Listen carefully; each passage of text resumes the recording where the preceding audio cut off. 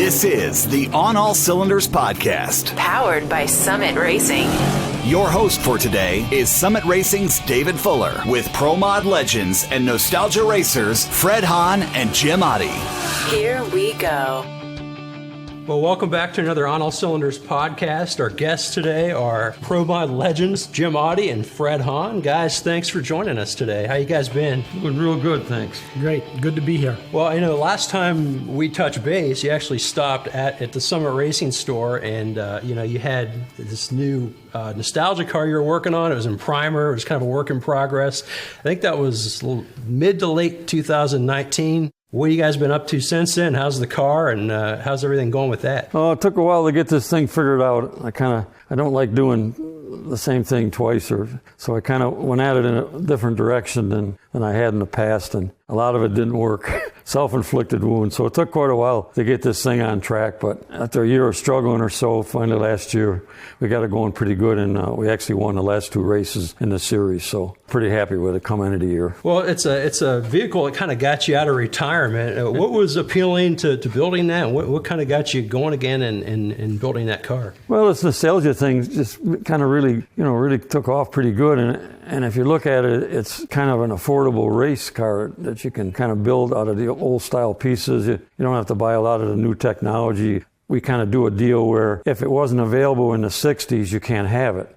So we kind of went back and found the old stuff. Didn't have to spend a lot of money on the new stuff, and it's really more of a fun thing. We race, but we have a group where we kind of party for 2 days and race for about 20 seconds. Yeah, you're kind of mentioning that whole community factor, and it's a big group that likes to get together. And you sort of mentioned getting it dialed in. Fred, for you, it's a different type of vehicle than you were used to. You're coming from the pro mod world, and here you are with Well, what's the biggest difference in that car? The biggest difference is this car has no clutch. I've been a clutch person all my life, so the brake pedal is now where the clutch pedal used to be. So when anything goes wrong in a Pro Mod car, the first thing you do is go for the clutch pedal, and you don't think about that. It's just muscle memory. So with Jim's patience and the car putting up with a lot, we're finally getting that more in sync than it was when we started, by far. I do the burnout and slam on the brakes, thinking I was pushing the clutch pedal, but we're getting better at that. Yeah, I remember even when we last saw the car, you even had like a note. Yeah, lots of notes. No clutch. Lots of notes. No clutch. No clutch. That's right. So you kind of touched on the community factor of this nostalgia racing thing, and it seems to be gaining in popularity. Why do you think that is? What's great about it? Well, our group is a supercharged AA Gassers of America, and it's mostly a group of guys that raced back in the 60s and the 70s and just got to a spot where they couldn't afford what was going on. So we just kind of went back and got our old parts back out, and it's just mostly because it's affordable, and a couple guys can go in on a car, and there seems to be more helpers. We only race maybe once a month, so it's just kind of a gentleman's club where we kind of go and have a good time. And of course, the cars are all just so unique too. You go and this straight axle, old school. That everything he said's from the '60s. I think that it's got its own unique personality, doesn't it? Oh yeah. The good part is we got 2 or 3 new cars this year. Every year we seem to get 2 or 3 new cars, and that's really good for us, and everybody really enjoys it. So, like we said, last time we kind of spoke, it was mid-late 2019. How have you guys done over the last year with everything going on?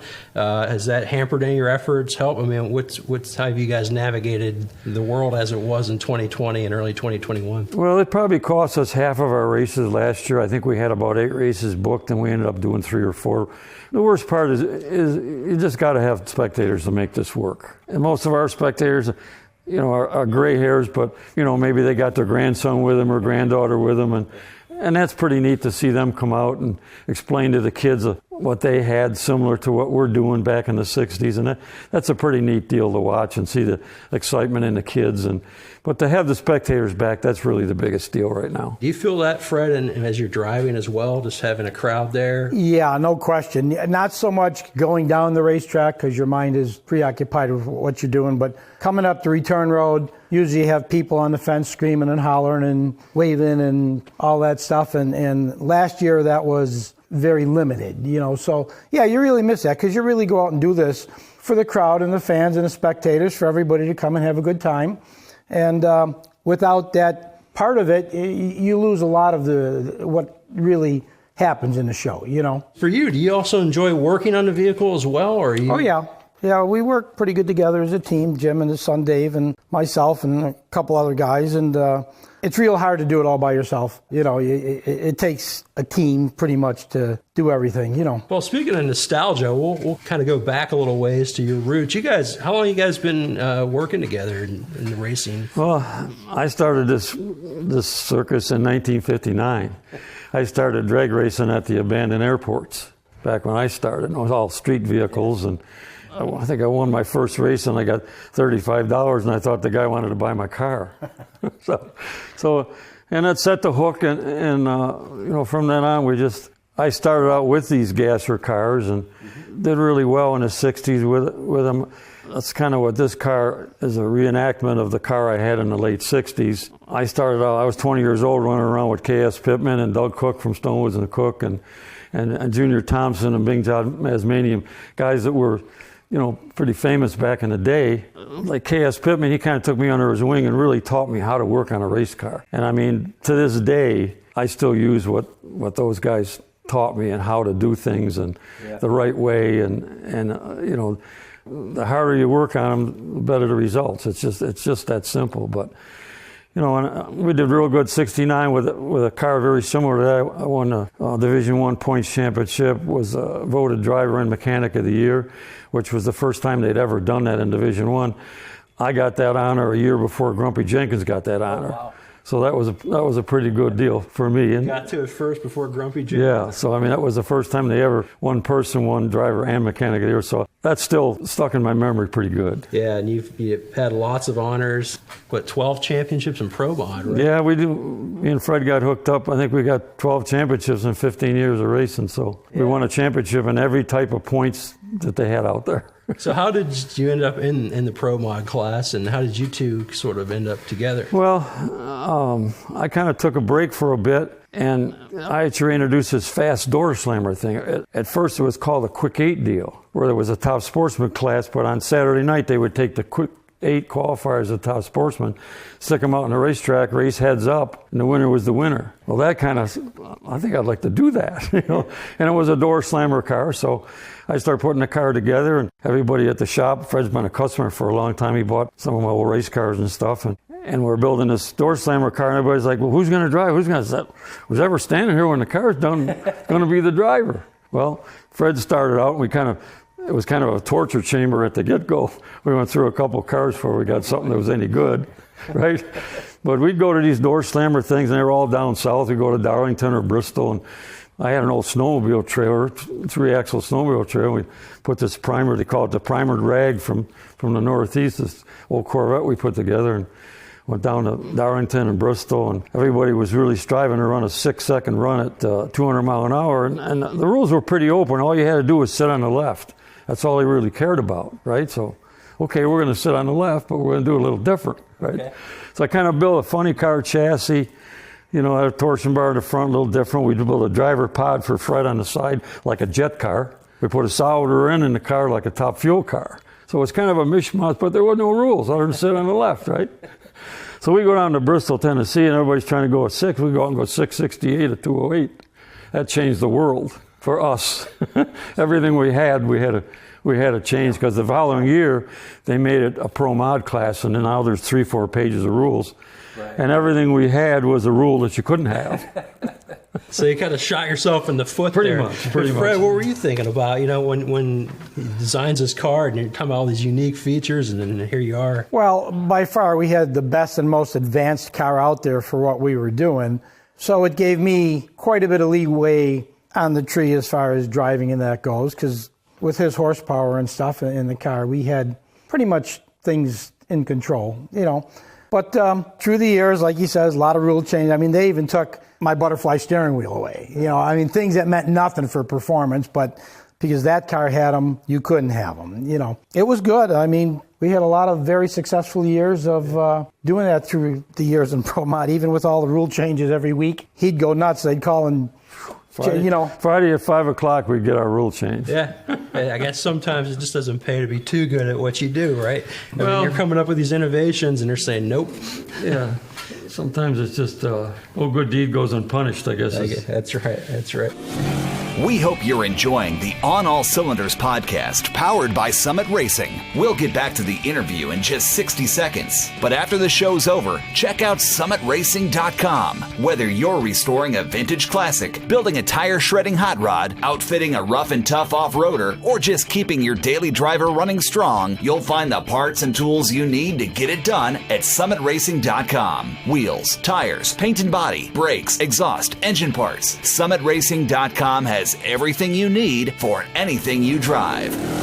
All backed by blazing fast shipping and the best customer service in the industry. And ordering couldn't be easier, either via phone, online, or the Summit Racing mobile app. Need help with your project? Call Summit Racing's tech support team, and they'll be able to answer questions and recommend the right parts for your ride. That's summitracing.com. Now, back to the On All Cylinders podcast.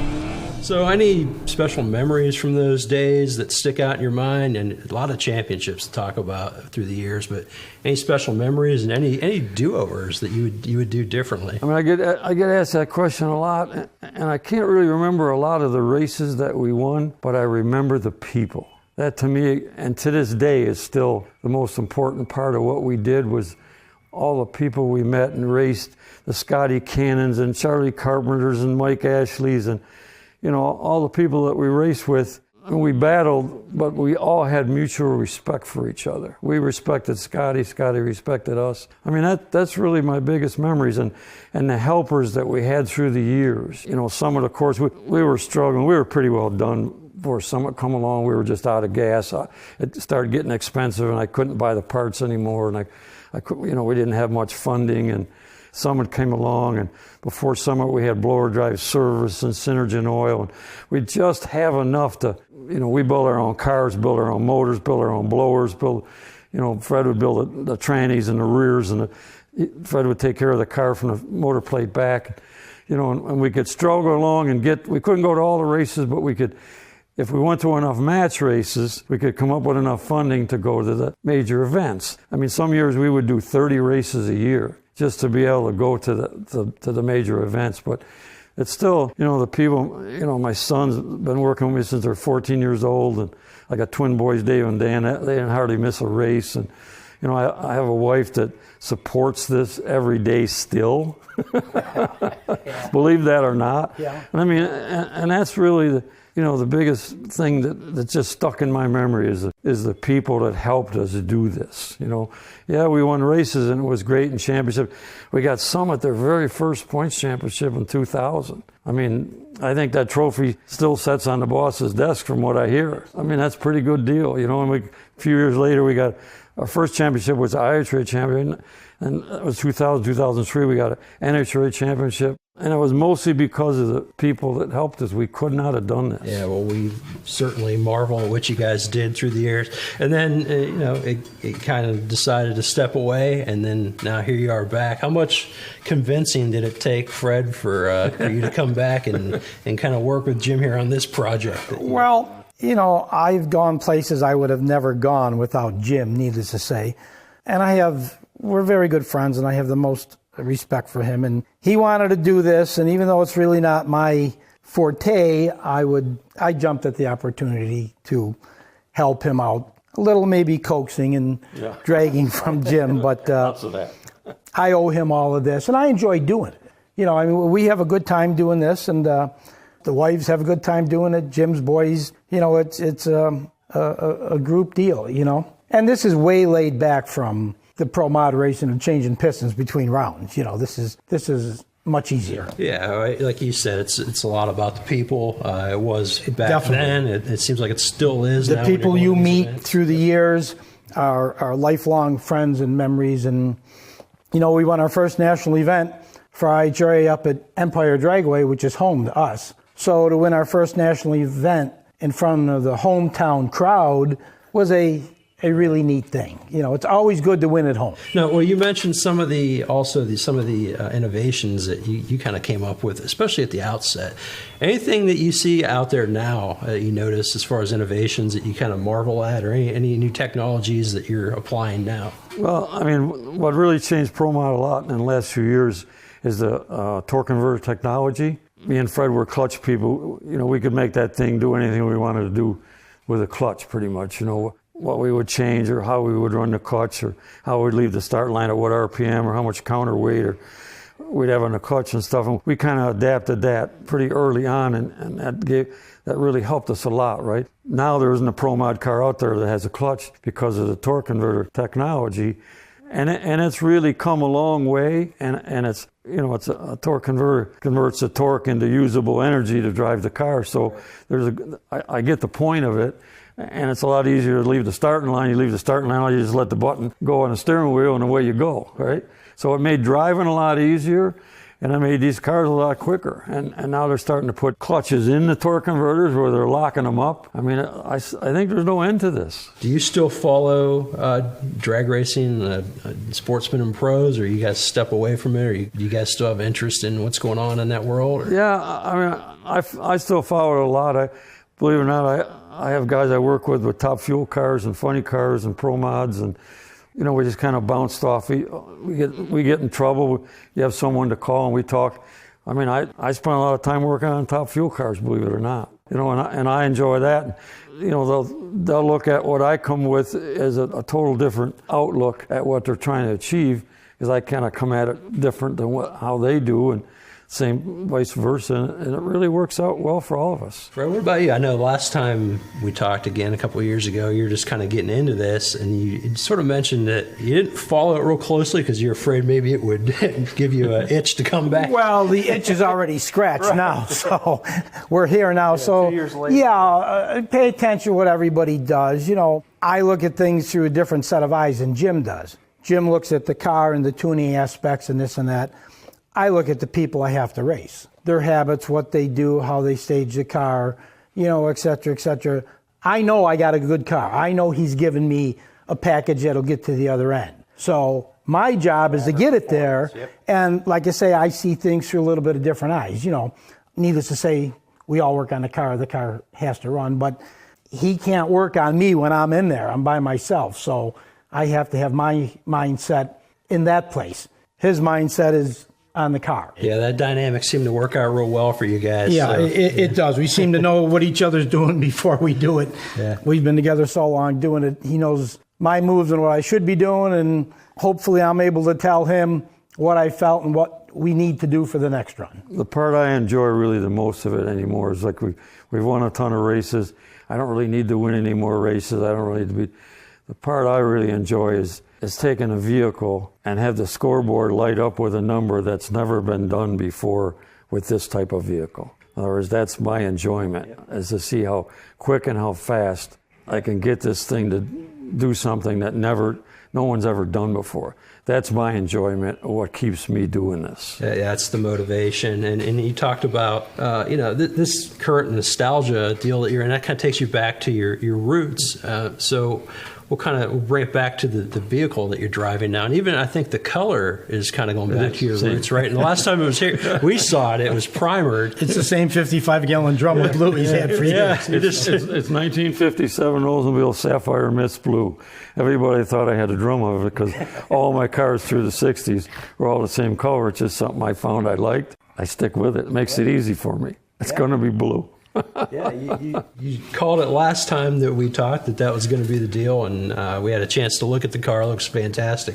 Tell us just a little bit about the car that you're driving now, Fred or Jim, and a little bit about Nostalgia Racing and how it works. It's 8th Mile, right? Yep, so just kind of give an overview of that. Well, we'll let Jim take this since he built the car by hand from the ground up. Right. It's just I tried to build it really close to what I did in Mom's garage back in the 60s, which at that point in time you had to take a passenger car vehicle. You had to use the same automotive frame that it came with. It needed to have a straight front axle, motor's 10% setback on the motor. I try to do this car, as close as I could to what I did back then. A few little updates. The rear suspension a little different back in the day. We'd all use ladder bars, and that worked really good. The last couple cars I built with ladder bars, and they were very successful. This time I thought I'd try a short wheelbase car with a 4-link, and it made the job a lot harder, basically, to try to find what this short wheelbase car wanted for link length, instant center, all that. I had to kind of go back to school on all that stuff. Yeah, it is short wheelbase. Had a chance to be in it a couple years back when you had it around. And how did you come across the car? How did you choose to build that one in particular? And what's I wanted to do another Austin like I had in the 60s, and you can't find a two-door Austin, so there was a 4-door laying in the field all rusty, and I thought, well, I can make a two-door out of a 4-door. I've done that before. So I just got a 4-door, cut it all apart, made it everything the hard way. Right. It's what you were looking for. Yeah, So. yeah, but it's come out decent. It's not a show car, but it's a decent looking race car now. So yeah. So what's power in it, and what's some of the parts up front? Our deal for our AA gas rule was 427 maximum motor. Just kind of, again, looking back at what was available in the 60s, and kind of the biggest motor in early 60s was a 427. So we kind of set the limit at a 427 cubic inch motor. So I got a big block Chevrolet. It's all cast iron, which you got to have. That's what it was back then. Cast iron block, cast iron heads. And we have to run a stock 671 blower like you take off the side of a diesel. No billet blowers, no billet parts, just what we did pretty much back then. Vertex magneto, all the parts that we used back then. So. And it's plenty good. I mean, there's enough tools in the toolbox to get one of these cars to go 150 in the 8th mile. And they don't really need to go any faster than that. I don't want to hurt nobody. Right. So we have plenty of tools in the toolbox. And you mentioned it's kind of right now about test, just getting out and testing. Jim, how do you feel the car is doing, and how much more is left in it for you? And just talk about, racing and nostalgia vehicle, and we talked a little bit about, the clutch situation at the beginning, but it's 8th mile. Just kind of take us through some of the unique challenges there. First of all, it's a very short wheelbase car compared to a Pro Mod car. It does not react the same whatsoever. It's a converter car, 2-speed automatic, versus a 3 or 4-speed Lenco and a clutch deal. And foot brake on the left-hand side where the clutch pedal used to be.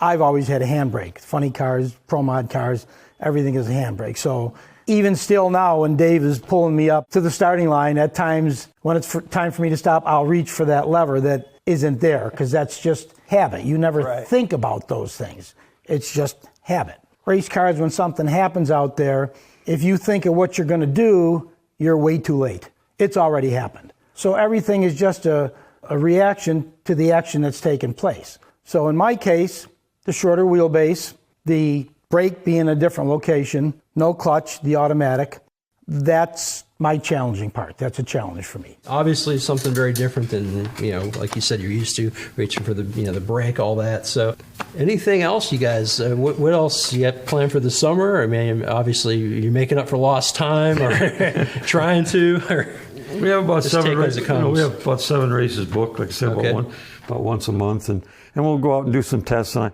I mean, this car, as Fred explains it, it's really twitchy. I mean, we've run it into the concrete wall already once last year. So it's, and that's really the part I'm working the hardest right now to get rid of, is to get this thing to just be smoother and not so twitchy and just, behave at speed, because it doesn't right now. Yeah, it's very sensitive. The Pro Mod cars with the longer wheelbase and that kind of power, you could kind of muscle them where you wanted them to go. This you can't muscle. This is what it wants to do. You have to finesse this. It just takes off and you try to catch up with it, which I remember driving that, and that's not a happy deal. Yeah. Expect the unexpected, right? And you don't have a chance to react to it. So. Exactly. Yeah, absolutely. Well, guys, I can't thank you enough for taking some time and kind of updating us on what you've been up to, and good luck, and we can't wait to hear how things are going, and hopefully see you guys soon. Yeah. this has been great. Thank you for having us. Yeah, this is a pleasure for us. Get to kind of sit down and talk about it, and especially with Summit that has meant so much to me in my racing life and still does. And I just enjoy all these people that have just helped me so much all along the way. Appreciate hearing from a member of the family, a team is part of the family. And yeah, Summit has treated us great. We wouldn't be here if it wasn't for Summit. Right. Like I said, hopefully we'll get out and get a chance. I love the look and feel of this class. And Step out, bring your helmet. I'll let you take it right away. Oh, yeah. After what you just said, I don't think so. I'll watch. The nostalgia thing really is growing. I mean, it's Yeah. it's just really growing. It's just some of the stuff just become unaffordable. You know, it's just you still want to race. You got to figure out some way to do it, and we've kind of done that. That's great. Now we're glad to see you out again, and I'm just like I said earlier before we started. I'm just glad that people were able to get out and start enjoying it again. Yeah, no question. Yeah, It was a tough year. It's been a tough year. We'll be at Thompson this weekend, and there should be a gasser reunion. So lots of gassers and people. We're really looking forward because we couldn't do this last year. So we're looking forward to getting out and see the people. And yeah, like I think you said before, you're partying for 2 days and you're racing for seconds. 20 seconds. Other than that, we're talking to the people, and the kids come over and sit in the car and take a picture, and that's the stuff we really enjoy right now. This has been the On All Cylinders podcast. Powered by Summit Racing. Check out new episodes coming soon at OnAllCylinders.com. OnAllCylinders.com. Thanks for listening. See you next time.